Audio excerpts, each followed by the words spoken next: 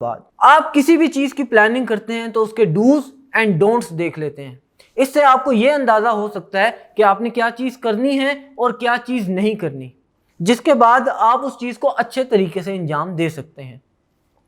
جب برٹن نے یہ دیکھ لیا کہ 2 نیشن تھیوری ایگزسٹ کرتی ہے تو انہوں نے بر صغیر کو ڈیوائیڈ کرنے کی کوشش کی, اور اس کے لیے انہوں نے ڈوز اینڈ ڈونٹس کا استعمال بھی کیا, یعنی کیا چیز کرنی چاہیے اور کیا چیز نہیں کرنی چاہیے اور کیا چیز کیسے کرنی چاہیے. تو اس کے مطابق انہوں نے ایک پلان بنایا جسے 3 جون پلان کہتے ہیں. اس کے کافی پوائنٹس تھے جو کہ آج ہم اس لیکچر میں ڈسکس کریں گے. سب سے پہلا پوائنٹ تھا پنجاب اور بنگال کے پروونس کا.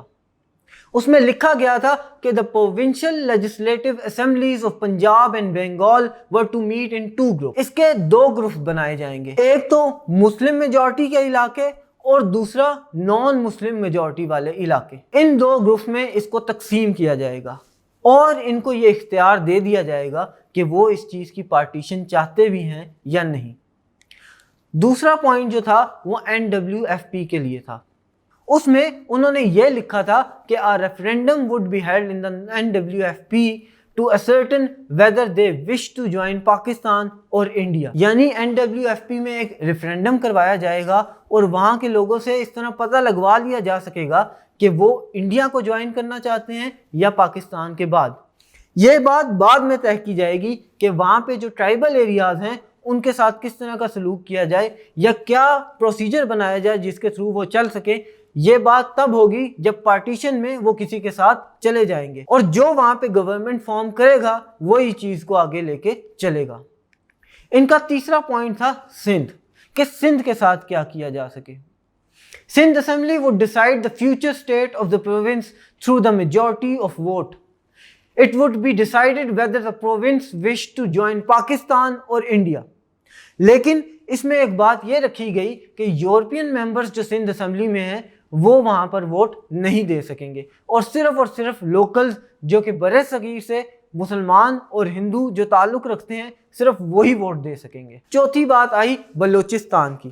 بلوچستان چونکہ اس وقت صوبے کی حیثیت نہیں رکھتا تھا تو according to the plan the opinion of the Quetta municipality and Shahi Jirga would be ساٹ. یعنی کہ شاہی جرگے کا یا کوئٹہ میونسپلٹی کا جو ڈیسیجن ہوگا اس کو دیکھا جائے گا اور اس کے مطابق ان کو پاکستان یا ہندوستان میں شامل کیا جائے گا. بات آگے بڑھی اور نان مسلم میجورٹی پروونسز کی بات ہوئی اور اس میں یہ لکھا گیا کہ the whole of Assam including Sylhet would become a part of India. Likewise, Bihar, Orissa, Uttar Pradesh, Bombay and Madras would be included in India. یہ وہ پارٹس ہیں یا وہ شہر ہیں یا وہ پروونسز ہیں جو کہ انڈیا کا حصہ بن جائیں گے. کیوں؟ کیونکہ ان میں انڈین پاپولیشن یا ہندو پاپولیشن بہت زیادہ تھی. اگر ہم ڈسٹرکٹ سہلت کی بات کریں تو اس کے بارے میں کیا پلان تھا اب یہ دیکھتے ہیں. District of Sylhet in Assam had Muslim majority population. According to the plan it was decided to hold referendum. The referendum would be conducted after the partition of Bengal into 2 parts. If the majority of the people decide to join East Bengal, they would form a part of Pakistan. اسی طرح next حصے میں بات رہے گی تو صرف اور صرف پرنسلی اسٹیٹس کی. There were 635 such states in the subcontinent and they were ruled by nawabs اور راجاز.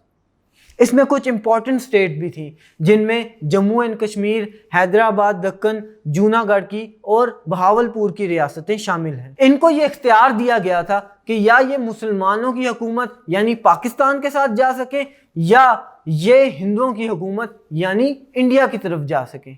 یہ سوللی ان کے پاس اختیار تھا اور یہ 635 اسٹیٹ تھی.